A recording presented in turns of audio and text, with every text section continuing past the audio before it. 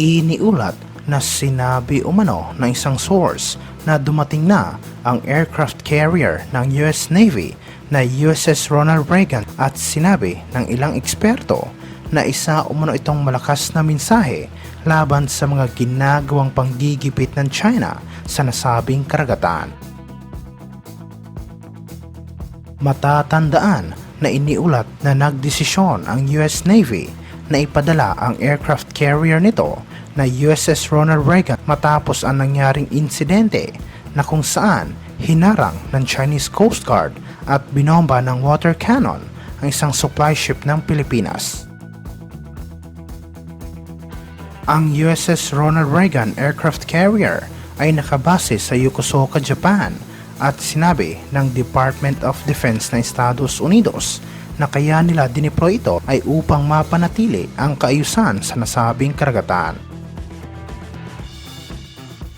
Sinabi ng tagapagsalita ng Pentagon na kailangan nilang ipadala ang kanilang aircraft carrier upang magdalawang isip umano ang China na gumawa ng isang peligrosong aksyon na posibleng pagsimula ng isang gulo. Ito ay matapos iniulat na isang major labor group ay nagpahayag ng malakas na suporta para sa plano ng Armed Forces of the Philippines na bumuo at magtalaga ng mga citizen soldiers upang tumulong sa pagprotekta at pagdepensa sa West Philippine Sea. Sinabi ng Federation of Free Workers sa kanilang pahayag ng inisyatibang ito ay makakatulong sa pag-iwas sa isang direktang military conflict at ang paglahok ng mga ordinaryong Pilipino ay makakatulong din sa pagsulong sa ating pambansang interes.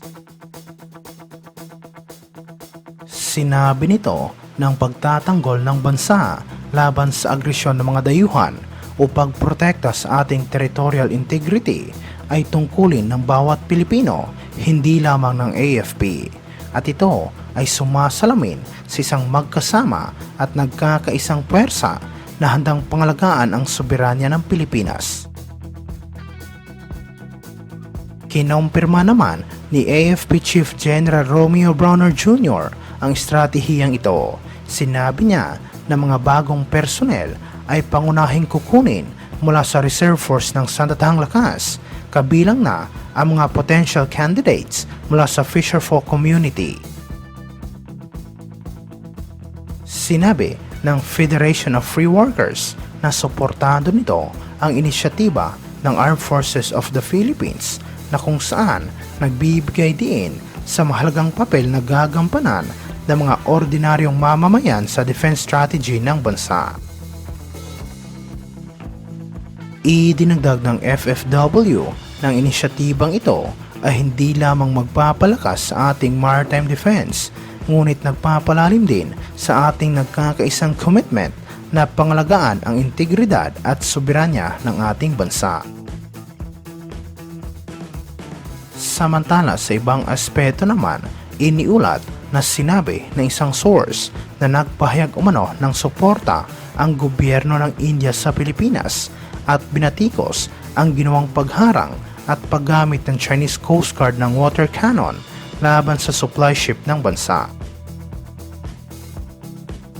Sinabi ng Defense Minister ng India na si Rajnath Singh na mali umano ang ginawa ng China dahil ang mga barko ng Pilipinas ay naghahatid lamang ng mga kinakailangang supplies para sa mga sundalo nito na nasa Ayungin Shoal.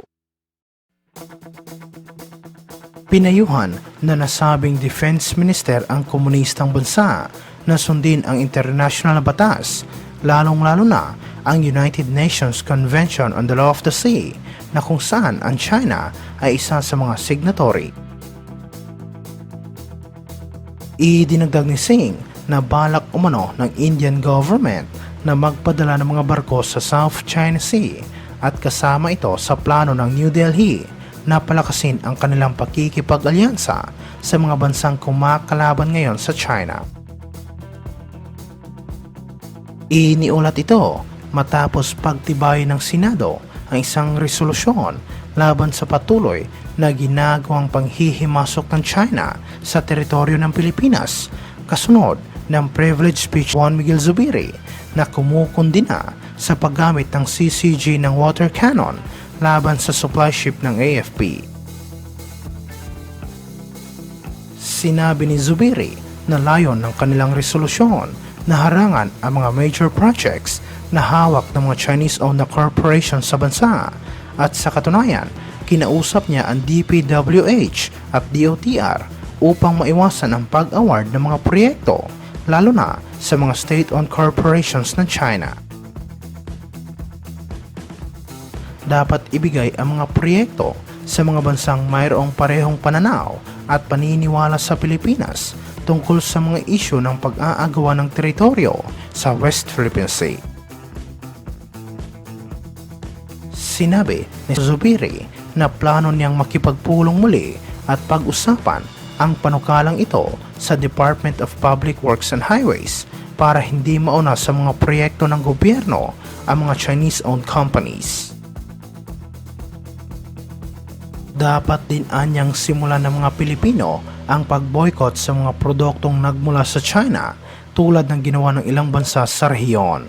Gayunpaman, ayon sa isang dating miyembro ng gabinete at ekonomista, ang pag-boycott sa mga Chinese products ay magiging mahirap. Sinabi ni Ernesto Pernia, dating Director General ng National Economic Development Authority, na hindi ito magiging madali dahil marami pa ring mga bansa ang bumibili mula sa China. So kung tayo lang, hindi ito magkakaroon ng malaking epekto.